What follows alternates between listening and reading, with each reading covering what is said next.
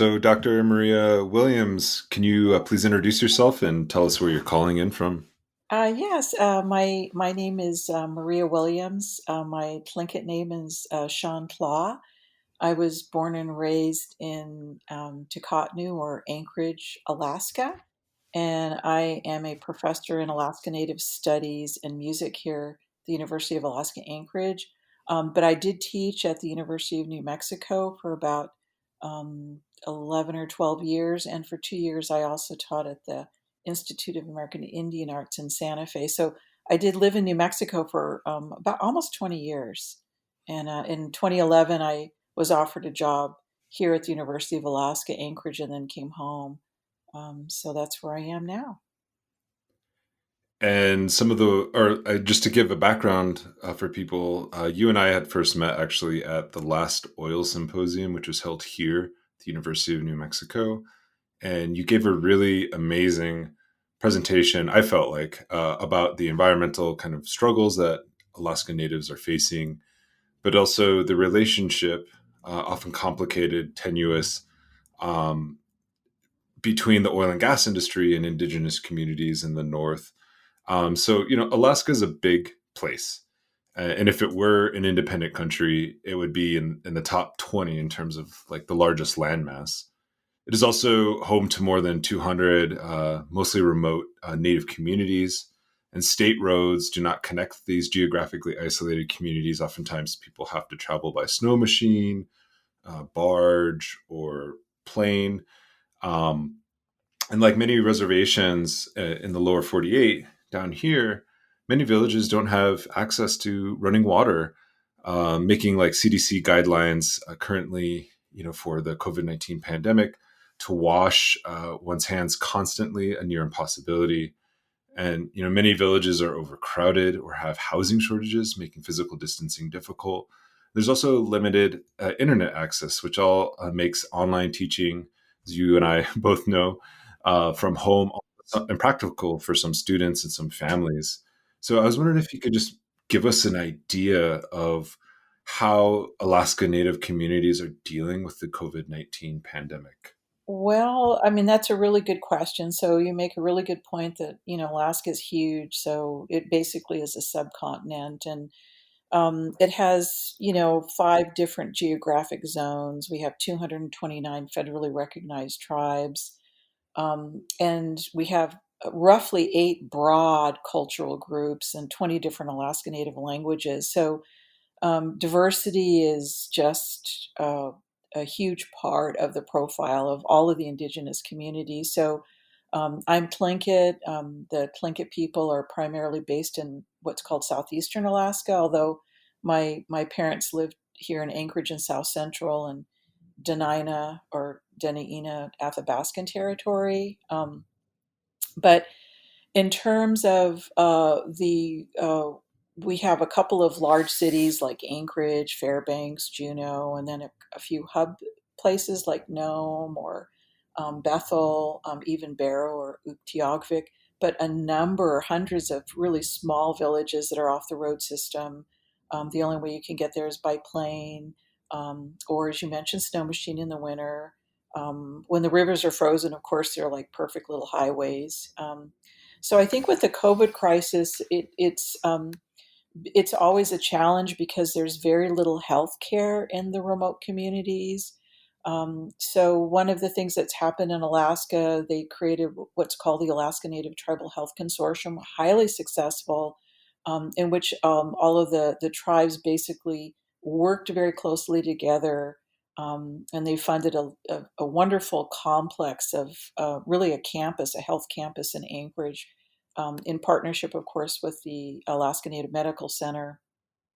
Um, so that it has been super active in the past, I'd say 15 years, identifying a lot of health issues for Alaska Natives. The issues you mentioned, like in some cases, there's some villages that don't have running water. So they've been finding ways to get systems working that can get running water. They've also, have what we call village community health aides. Telehealth is nascent simply because, as you mentioned, broad bandwidth doesn't exist or is super challenging in a lot of the remote areas. So a lot of villages basically kind of went on lockdown, not letting people in, um, uh, just because of the COVID crisis. Simply because if people start getting sick in the smaller villages, they don't have access to good medical care. They'd have to be flown to Anchorage and or Fairbanks or Juneau, depending on what hospital they might be closest to. Also, the demographics in Alaska, I always like to point this out. We have a very young population. So, roughly almost 40% of the Alaska Native population is 19 years and younger. And the Wow. largest percentage of that is under the age of 6. So, if you go Wow. to any Alaska Native village, there's a cajillion little kids running around. And that's the other fear is that, kids in a village, they go to everyone's house, they run all over the place. They're not going to practice social distancing. They're not going to wear a mask. Right. So I think that is of concern. I think our governor and the different mayors and the different tribal leaders have actually handled it well. So we went on lockdown or hunker down pretty early on. So Alaska has not been, as of yet, hit as hard as some other highly densely populated urban places like New York, or California. So, my hope is that, we will, as we move through levels of, opening up more businesses or allowing more travel, that we'll be able to handle any COVID cases, that might emerge. But so far, Alaska's, we're underpopulated and remote, and maybe that's also helped. And a lot of people maybe not don't understand the kind of lifestyle that many of these communities still live. For many of them, it hasn't really changed. I mean, it has changed in important ways, but in other ways, many of these communities are still largely subsistence, lifestyle as far as living off the land, like really living off the land, Yeah. doing harvests, in the summertime with wild berries and things like that. But then also hunting year round, and it's something that's like people in the States, especially Native people in the States, we don't really have. There are some communities who do that, but by and large, that's not a hegemonic or a widespread kind of experience. And I think my partner actually went up to the Northwest Territories, which is in the Canadian side, but very similar kind of lifestyle as far as living off the land and still having that relationship that I don't think lots of folks really appreciate, that this is still wild country in many ways. Oh yeah, and that's another really good point that if you like even in the big cities like Anchorage, everyone still goes fishing in the summer, for salmon. That seasonal gathering, even for urban people, like, I have a freezer full of halibut and salmon, that lasts me through the winter. Um, but in the villages, Western food is extremely expensive. They get Western food, but just to give you an idea, most villages you can't get fresh milk. The hub villages you can, but it's extraordinarily expensive.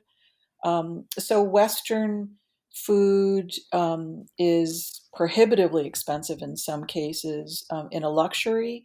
And so the hunting and fishing of caribou or moose or fish or gathering of berries or traditional whaling, marine mammal hunting, these are all this puts food on the table. And so again is it's a very important part of the lifestyle, and it remains so, especially in the more remote communities. And this Yeah, so it's wonderful. It's wonderful to have fresh wild game. I have to say, I feel spoiled. and this gets to the very kind of unique yet complex history between the United States and Alaskan Native people, because there is, most folks, when we think of indigenous and kind of U.S. or Western relations, there is an exchange, and oftentimes that exchange means that because people are going to come in with industry or whatever, that they're going to be replacing and radically altering the lifestyle of the people that are, that have a relationship with that land. And so there are agreements, there are, concessions that have to be made, negotiations that have to be made.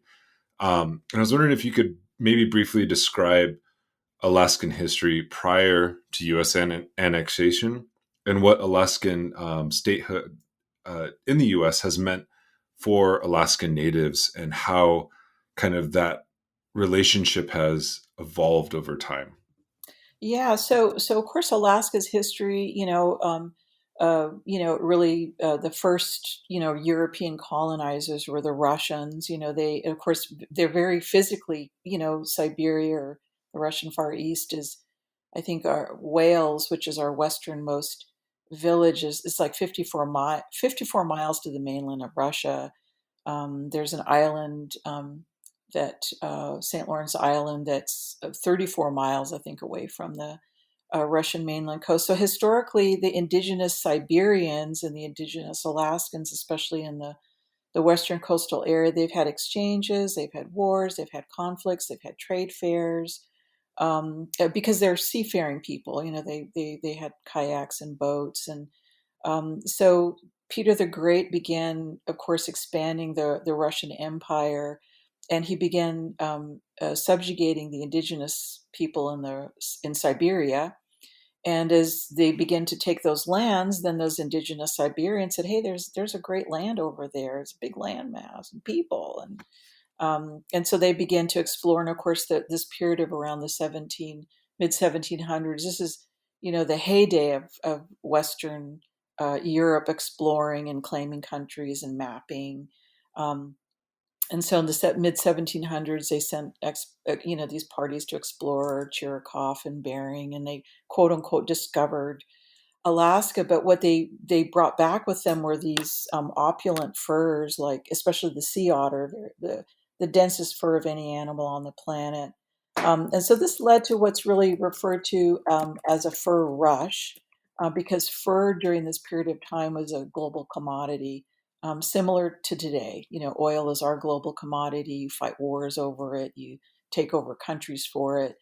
In that mid 1700s, it was fur. So all of these different Russian vessels began coming, and of course they subjugated the Unangak or the Aleut people, and they were expert sea otter hunters because they were expert kayakers, and they would invade their villages and kidnap their wives and children, hold them hostage, and force the men to go out sea otter hunting. So there was a terrible period that I think almost 90% of the Unangak population was wiped out in about 50 years from that very brutal Russian period. Probably very similar to when the Spanish came to the Southwest. When the Spanish came to, today, the country we call Mexico, they began subjugating and colonizing and taking resources. Um, then gradually the Russian imperial government realized, wait a minute, we're overhunting the sea otter, we're killing off the best hunters. We better institute more humane policies. And so about 1819, I think the Russian Navy took over control, and that actually marked a huge change. And I have to say too that the Russian Orthodox Church was a huge defender of Alaska Native people. In fact, there are a lot of Russian monks, and they got into huge trouble by reporting these horrible things that the Russians were doing. The Russians also were horrible to themselves, their workers. So these corporations, these fur hunting corporations, they would actually like kidnap Russians, knock them on the head, put them in a ship. They'd end up in Alaska, and they'd be told, "Oh, well, you have to work for this company for 20 years in order to earn your fare back to Russia." And so they were treated horribly too. So the lowly Russian workers were just as abused as the natives, and it was just for this corporate, uber corporate, ultimate capitalist model of getting as much fur as possible. But that subsided around 1819, and then Russia had a war with the Crimean War, one of the Crimean Wars. There's been several, but they lost. So Russia lost that war to England or Great Britain. So that was their bitterest enemy, and so they were bankrupted, and 1867 is the Treaty of Cession, in which the United States purchased the Russian territories. And so it makes sense in some ways because Russia saw that Canada, the Dominion of Canada, was really, colonized by Great Britain, and their fear was that they would just come to Alaska and take over, and they'd be right next door to their bitterest enemy. And also the 19th century, this is when the United States really grew from continent, from the Atlantic Ocean to the Pacific, right? So if you look at like the Louisiana Purchase, Treaty of Guadalupe Hidalgo, Oregon Treaty, these were all in the 19th century when the United States, the map that we know today, came into existence in the 19th century. So it also is kind of part of that trajectory of the United States to become a big, just to take over all of North America. And Alaska was part of that. And so the Americans didn't really initially know what to do in 1867, and so they sent some military people because they thought, oh, it's going to be this period was also the height of the Plain Wars, right, in the continental United States, and so they thought, oh, we're going to have a bunch of wars. We better send some soldiers up there, and there wasn't necessarily a very different context. And so but what they did discover though was that there were not only resources like fur, but that gold was discovered. The beaches of Nome and all over Fairbanks is a gold rush town. Anchorage, basically, also Juneau. So they discovered these other resources, and then it became initially a territory. Um, and I will say that, Native people were treated, of course, very badly. They weren't citizens, right? What was when was the Citizenship Act? 1924, I think. Yeah, 1924, right Yeah, after World War I. yeah. So Alaska Natives couldn't vote. They couldn't claim gold. They couldn't claim a gold field if they discovered it because they weren't citizens. And so there was an organization that was formed called the Alaskan Native Brotherhood, and they were formed, I think, in 1912. And then later they started the Alaskan Native Sisterhood. It was primarily Tlingit, Haida, and Tsimshian, southeastern tribes that were huge leaders, and it was a political organization. And their whole point was, we want a right to vote, we want to be able to claim land, and they were highly successful. And they had a very aggressive political agenda and highly successful. So I'm very proud of the accomplishments of the Alaska Native Brotherhood and the Alaska Native Sisterhood. Um, but through the decades coming into the 20th century, just giving my quick thumbnail history of Alaska, was that the in the 1950s they knew that there was these massive oil fields up on what is now called the North Slope. And in fact, I think there was like some engineer, I think his last name was Leffingwell, and he had some Inupiaq guides, and they would cut out oil-soaked pieces of tundra and use it as fuel. So clearly, the oil literally right there. But they didn't have the engineering capability to drill in the Arctic. But that quickly developed, and the oil industry began to, want to have a relationship with the territory of Alaska. So this led the Alaskan, primarily, white leadership, to say we should become a state. If we became a state, then we could start leasing out some of these oil fields and actually have an economy. Have a backbone of an economy. So statehood happened in 1958, 1959, and Alaska became a state primarily because of oil. And then the state and federal governments began to do land selection. And so Native people were not at the table. And so crazy things happened. So they began, had the Army Corps of Engineers had this crazy idea to dam the Yukon River, make a recreation lake larger than Lake Erie. It Like what would they did to us Yeah, down here. exactly. Yeah, of course, it would flood the entire Yukon Flats, a couple of Athabascan villages. Who cares? It was like just, yeah, they just, without any consultation. They also began to want to do atomic testing in the an area around Point Hope, which is western Alaska. They wanted to, the ruse was to create this bomb, a deep water harbor, and but all it was just an excuse to do atomic testing very close to Russia to flex our arms. Other crazy things happen, and so some miracles happen. So early around the 1960, there was an organization, an East Coast organization, the American. Oh my gosh, the name just escaped me. Um, but there was a woman, Laverne Madigan. She was an East Coast millionairess, and she was very concerned about the treatment of Native Americans. And it came to their attention that all these things were happening in Alaska, and Native people were beginning to write President at the time, President Kennedy, "Hey, we can't go duck hunting. They're going to keep us from hunting our ducks. They're going to do atomic testing. They're going to flood this area and flood villages, and land is being selected under our feet, and we have no rights." And so she funded what became the Tundra Times, which is a newspaper, started in 1962. The first editor was Howard Rock, who was Alaska Native from Point Hope, which is one of the areas where they were going to do this nuclear testing. So the Tundra Times was hugely effective in communicating, because at the time Native people were very disconnected. There was not this, in fact, there was actually mistrust, right? So the Alaska Native Brotherhood, which was very successful politically, they tried to create Alaska Native Brotherhoods in other parts of Alaska, but people were very mistrustful. Who are those Tlingits and Haidas? And they're going to make decisions in Juneau, and we don't know them, and we don't want anything to do with the Alaska Native Brotherhood. But what the Tundra Times did is it began to share the concerns of land claims that everyone was experiencing. And then there were a couple of real genius early leaders. Nick Gray was one of them. A lot of their names aren't even mentioned anymore, but they began to create these Native associations.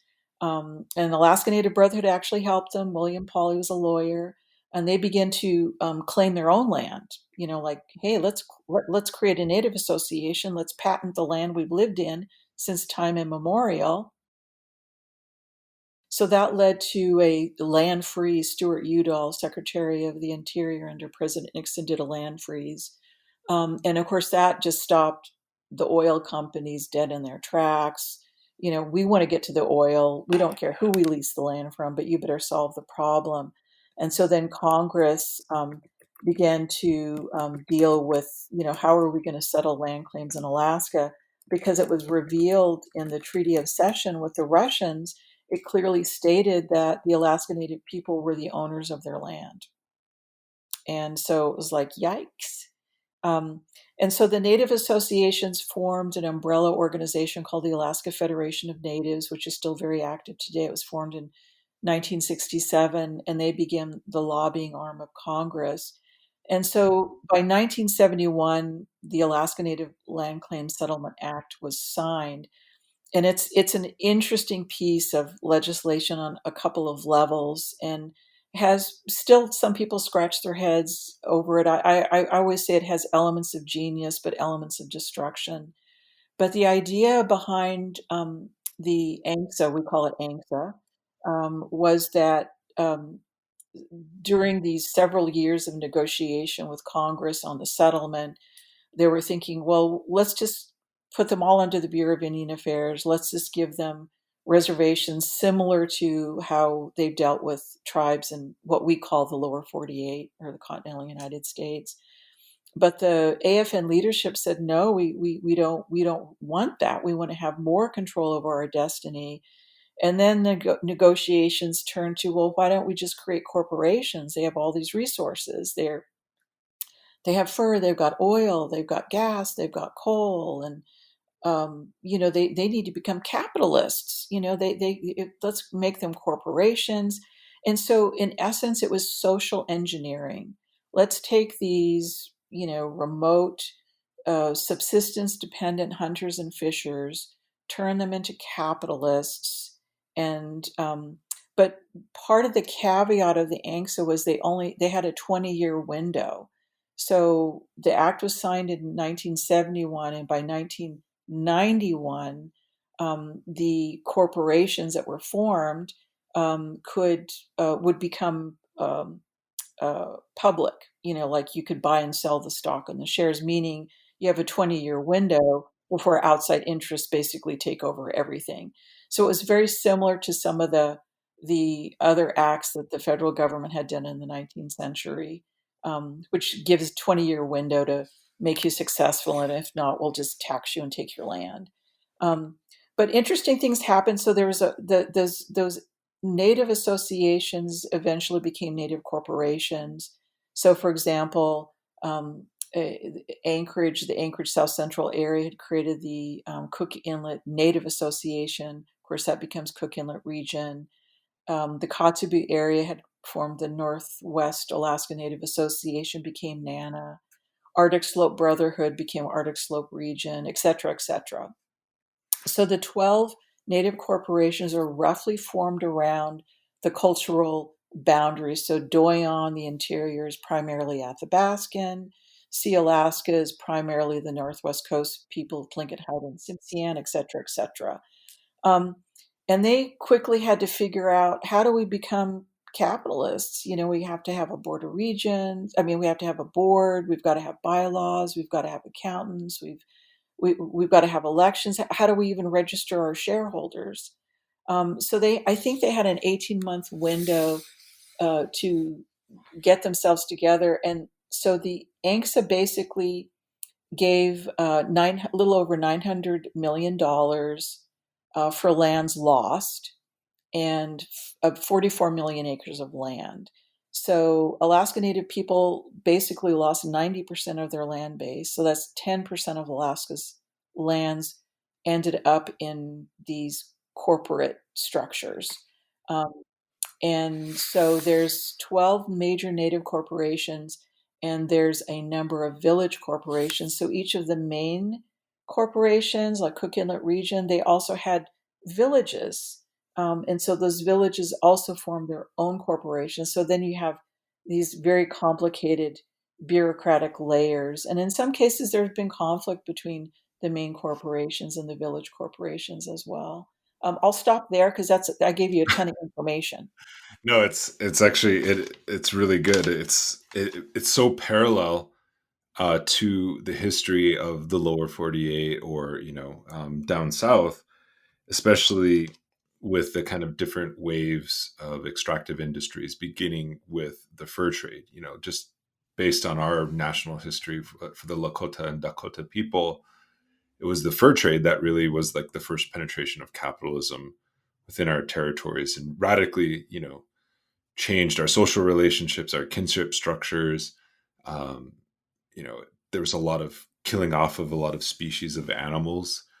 And then, then came the gold rush, very similar to what happened in Alaska. And now we are, the oil rush came much later, but, we are still kind of in that kind of way of, or in that era where they're building oil pipelines through our territories, and beginning to frack in many ways, and especially in the Lakota and Dakota northern parts.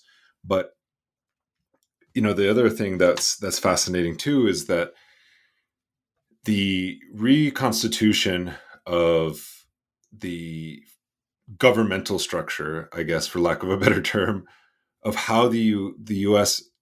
interacts with Native people is it seems very similar to the Indian Reorganization Act, not in model, but in like almost in intent and purpose, because we had to have some way, like as bad as the IRA is, the 1935 Indian Reorganization Act that created model constitutional governments. It allowed us to get loans from the government to begin small kind of economic development. It stopped, the criminalization of cultural practices such as dancing, but also it gave us a formal arm to begin negotiating with the federal government. And, for better or worse, that's what we have, right? And it's just that I'm, this is me just kind of like, comparing, it is apples and oranges, and seeing like how, I guess a more contemporary example would be like the Hawaiian Native case, where Hawaiian Natives do not want to fall under the Department of Interior as kind of like Alaskan Native or American Indian, right? Because this becomes, the American Indian model becomes kind of like the dominant model that wants to be, or that, the U.S. is trying to apply to these different groups. And so the Alaskan Native Corporation, as far as I'm understanding it, and what you've described and what I've read, and basically creates a corporate structure. And I guess the primary difference, from what I understand, is that land isn't held in trust like it is down here, where we, as a tribe, hold land in, or we don't hold land in trust. The federal government holds land in trust for us, right? Whereas the ANCs, or the Alaska Native corporations, actually have fee land, or private land. They privately own it. Am I getting that correct? Yeah, you're getting it correct, and also you're very astutely seeing the parallels, right? As part of the process of colonization. I think it takes on many manifestations, but definitely with this overlay of a capitalist system, it definitely you're capturing those parallels very well. And I think that's really the important kind of lesson that I think we should be drawing. It's not to say, one system is better or worse. It's to understand the context and the larger structures that are at play. Like, um, Alaska Native corporations are responding to a large land loss, like you said, 90%, losing 90% of your land, but also a long history of colonialism, not just by the Americans, but by, the legacy of the Russian colonialism as well. And I think that's important to um, take into consideration. But I was wondering if you could elaborate a little bit more on the Alaska Native Corporation relationship with the oil and gas industry, and why that relationship is very key to not only the formation of the Alaska Native corporations, but also you talked about how in 1991 it goes up for public ownership. Right. Yeah. So just a couple of things before we get into oil and gas, which is really the backbone of the Alaskan economy, and really the discovery of oil is really what led to the Alaska Native Claims Settlement Act. But so the 12 regional corporations were formed out of that act in 1971, and then each of those has, depending on how many villages in their region. For example, Chilista's got an astounding 56 villages, huge. Arctic Slope Regional Corporation, I think, has 8 villages. So the number of villages also varies. I think Doyon's is also got a huge number, 36 maybe. Um, but so the corporations, a couple of interesting things. So they began to get very worried about the 1991, because they thought, we're going to lose everything we fought so hard for. So and I think it was in 1988, or it took them years. They lobbied Congress, and they created what are called the 1991 amendments. So there's a couple of things about ANCSA that are extremely disconcerting, and some of these were resolved in the quote unquote 1991 amendments. So one of those was, per the original act, the act was signed, I think, December 17th, 1971, by President Richard Nixon. Anyone born after that date, you're, as my cousin Ralph would say, SOL. You got nothing. You're not going to be enrolled. That's it. It's just this generation born before this date. Forget it. And then you have this 20-year window, so you can quickly see this is really um, designed for failure. It's designed so people could just take over whatever in the next 20 years. And so corporations began to realize, wait a minute, we're not going to live forever. We have this huge young demographic. Um, we've got to amend this. And so they amended the act to say that if 50% or more of the shareholders want to open the rolls to let in descendants, they can do that. They also said that 50% or more of the shareholders have to vote to make their stock publicly sellable. So, meaning it will remain in the hands of the Alaska Native, uh, shareholders until 50% or more vote. So, of the 12 corporations, six they're all still maintaining control. No one's voted to have their stocks saleable to non-Alaska Natives. However, six of the corporations have opened their rolls, Hmm. and so and I think this is a very healthy move. And I will say that um, so a lot of the corporations quickly realized that their future was really in their younger generations. They're getting better educated. We need business people. We need lawyers. We need accountants, and we want to start hiring our own shareholders instead of hiring non-shareholders that are getting big salaries. And so they begin to do a huge process of onboarding these younger descendants. So Arctic Slope Regional Corporation, of course, they're financially highly successful, and so they fund their college students 100%. They want to make sure that their students don't have to work. They give them, a living wage basically to get their degree. But part of that is that they have to intern at some of the corporate offices, and then that way their phrase I think was "We are ASRC." So they're really creating this sense of community. And so basically, a lot of the corporations have done that, by funding scholarships. Another interesting thing about the corporations is that there's a section in the original act called Section 7I, and that basically says because when they were real formed these 12 organizations, they realized, hey, some like Arctic Slope, they're right on the oil fields. Cook Inlet region, we're close to oil and gas. There's a huge zinc mine up in the Kotzebue area. But then the alley people, they don't have that many resources. The Sea Alaska has all that timber. So they have it's called a resource revenue sharing.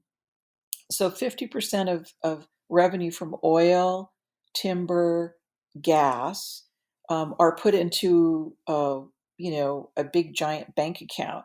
And then that is divvied up by all of the 12 corporations. And so that ensures that those corporations that don't have those types of resources, they get an infusion of cash to keep them afloat. Very unusual because corporations don't usually share profits, so the profit sharing. 7i. And then on top of that, shareholders, like I'm a shareholder in Cook Inlet region, so they turn around and they give us an extra dividend, right, or per capita distribution.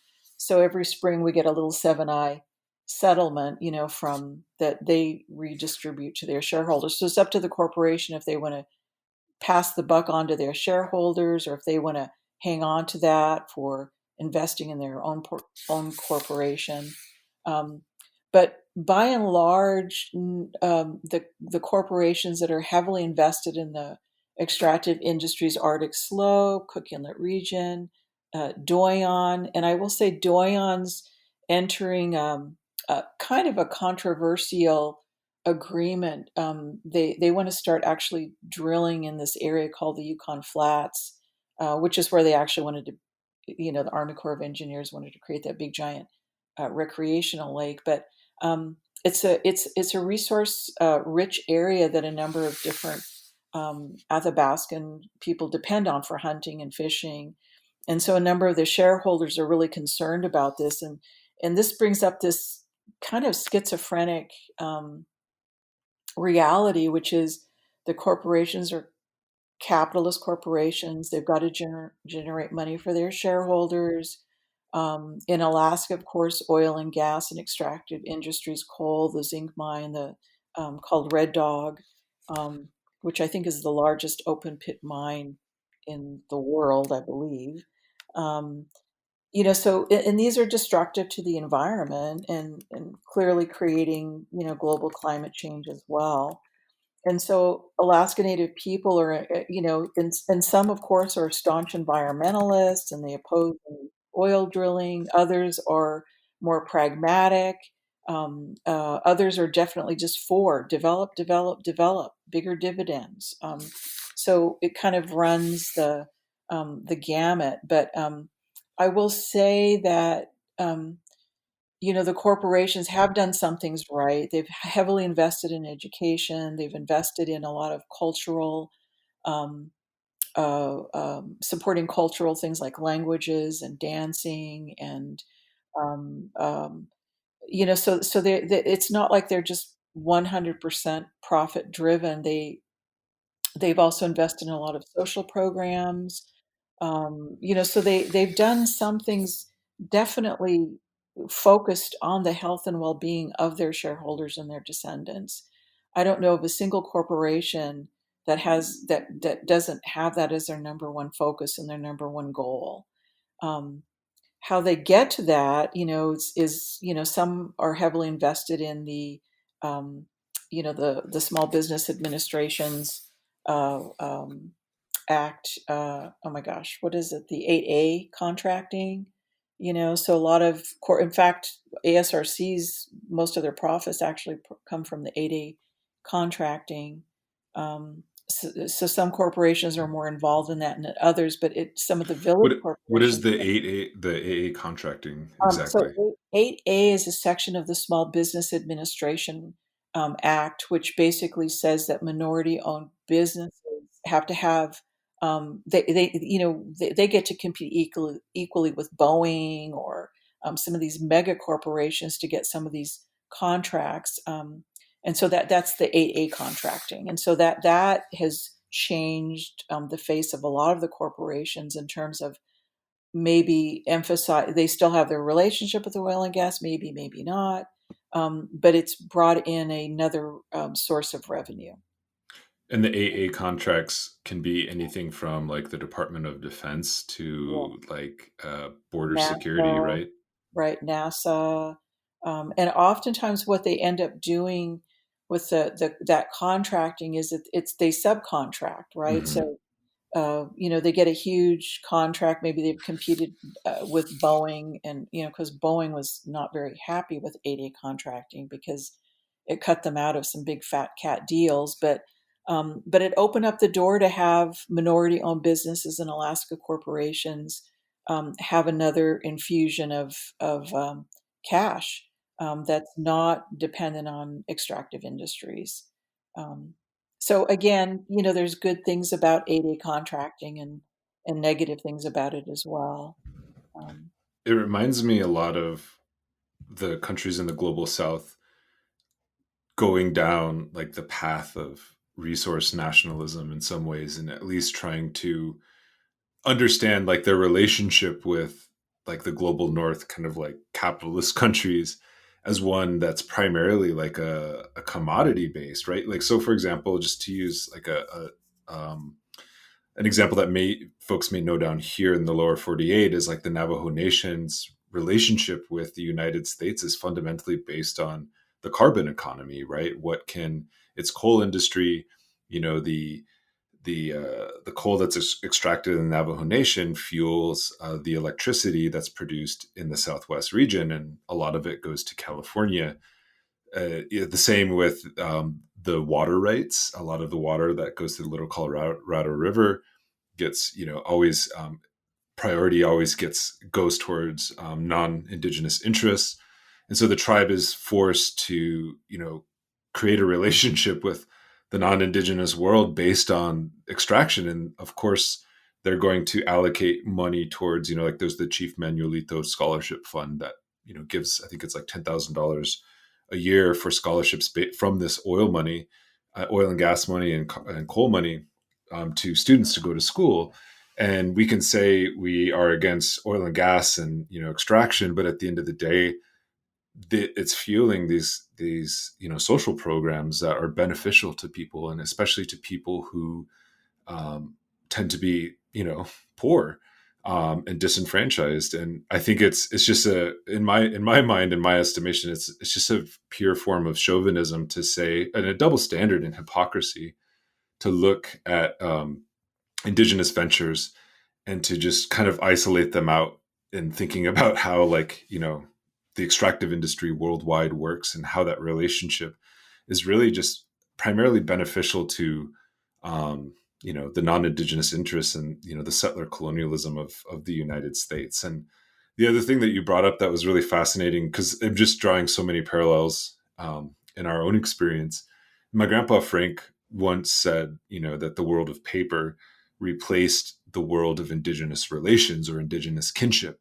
And so, with the colonization process and the relationship with land, for us, it was the Dawes Allotment Act, for example, and that 20-year period about when we had the opportunity, as they called it, to prove our competence to become small scale landowners when we were allotted little plots of land.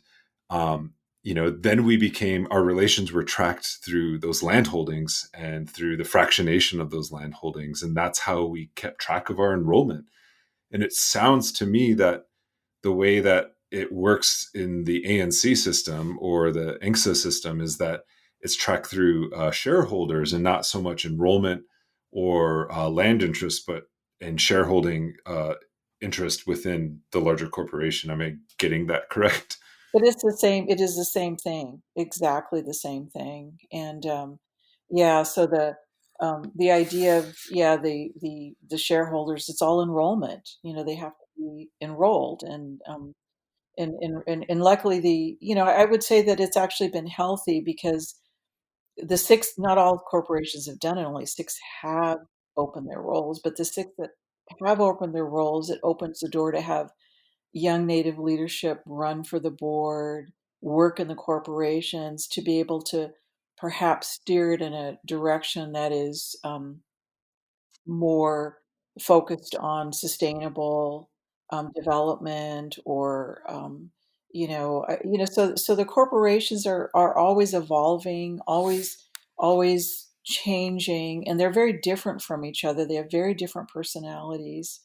Um, and but and I know I talk to a lot of people that don't live here, or even some people that live here, and they're very anti corporate because they're viewing it in this kind of this framework that's a dichotomy. It's good or bad. And the corporations, you cannot view them that way because it's much more complicated than that. Um, they're politically very powerful, and they flex those political muscles to protect indigenous rights. So that's something that's oftentimes overlooked. Um, they, uh, they do take great care and caution about the future of Alaska. So they do focus a lot on the youth and their upcoming leaders. So and that's another positive that oftentimes is overlooked.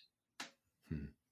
And this kind of gets into what's happening now. The Great Plains Tribal Chairmen's Association says that ANCs, or Alaskan Native Corporations, are not tribes and shouldn't be allocated any of the $8 billion of coronavirus aid relief and Economic Security Act monies, which is short or is long for CARES.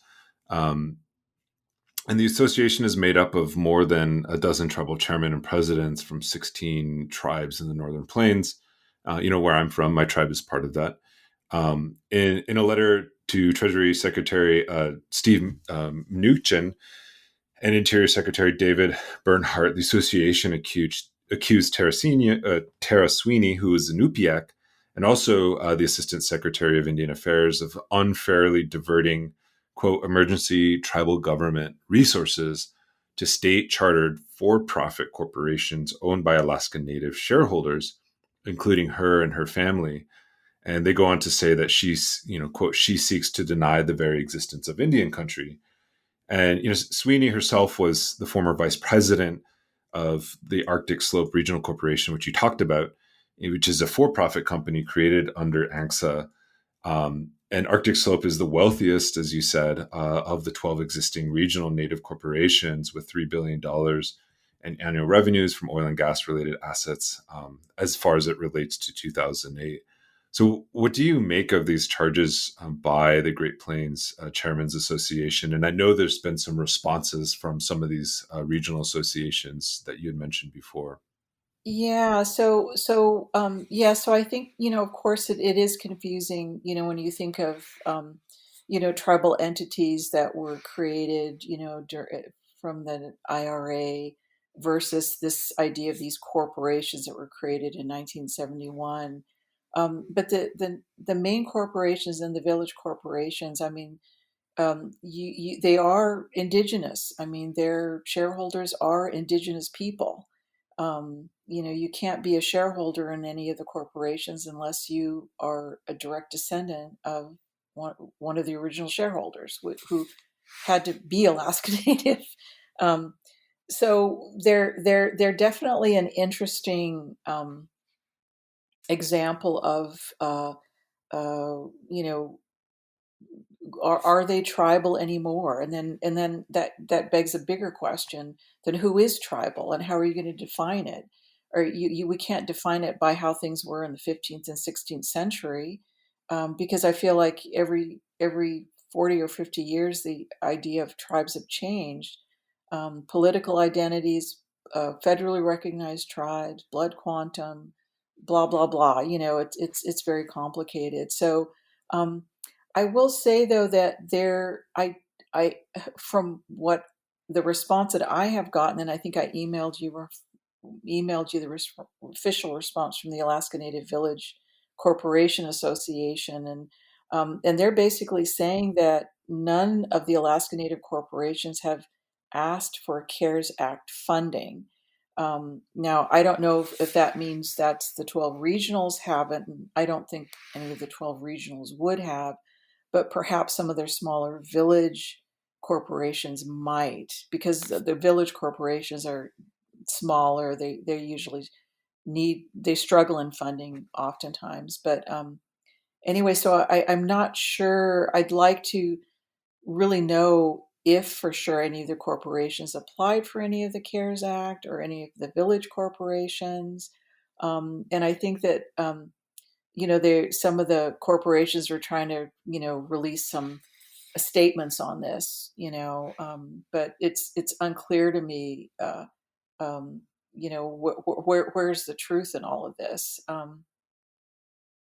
I know that's not quite answering your question, and I don't have all the facts in front of me, but I can certainly see why it would look really negative when you see these big Alaska Native corporations. They're not all successful, but why are they applying for funding that is where tribes, are really hurting? Navajo Nation is really suffering under the COVID epidemic, and I know some of the other smaller reservations are really struggling, and they have high percentages of um, positive COVID tests, which is kind of frightening. And that money really should be allocated to those that need it. So I sympathize with that idea of David and Goliath, but I'm not sure what corporations have actually asked for the funding. So Ha ha hey, ha ha hey, ha ha hey, ay ha ha hey, ha ha hey, ha ha hey, ay wasaku anuk, wasaku anuk. Aya ad hashe, ad hashe, wasaku anuk, wasaku anuk, harakwal, ad hashe.